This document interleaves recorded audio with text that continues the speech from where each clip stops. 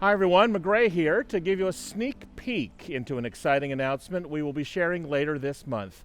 It is part of the amazing work that God has been doing and the even brighter future God has in store for this church.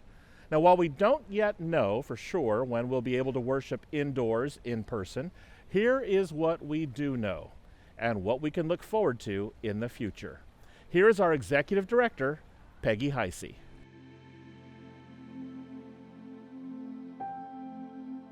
We know this has been an incredibly unsettling year, and we have all needed to have extra compassion, patience, and adaptation in the way we go about our daily lives. It is in that spirit that guided us throughout the visioning process, which started back in 2016, and thank God we did. Our visioning process pushed us to ask important questions about our future and to begin making adaptive changes in our church even before the pandemic started. Little did we know that because of the implementation of our vision plan, God was preparing us not only to survive, but to thrive during this pandemic. One adaptation that the visioning process led us to was to make changes to our worship schedule.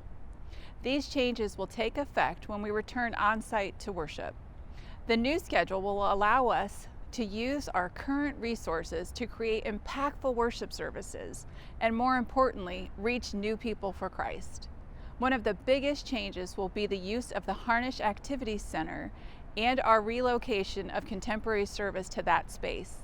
To tell you more about these changes, here is our co-lay leader, Jonathan Brill, who also serves on our vision implementation team. These changes to the Harnish Activity Center and our relocation of the contemporary service to that space will enable us to take worship to the next level and reach more people for Christ. And even though we will be using the Harnish Activity Center for worship on Sunday, it will still be a multi-purpose space used for Wednesday night fellowship dinners, cold night shelters, children and youth ministry, and various large gatherings all throughout the week.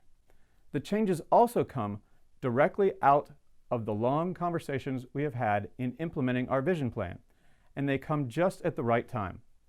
Thanks to a generous financial contribution that came to the church long before we thought about moving contemporary worship, we have been able to upgrade the look and feel of the Harnish Activity Center without any impact to our annual budget. The space already looks brand new. God has been giving us more and more clarity that this is the exciting next step for us in contemporary worship.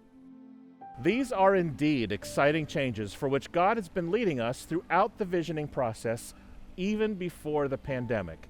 But these changes are not just in response to COVID, they help us fulfill the vision plan and move us into an incredibly bright future of reaching new people for Jesus as we deepen and widen and unite together.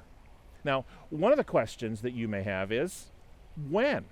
When will these changes to the Harnish Activity Center take place?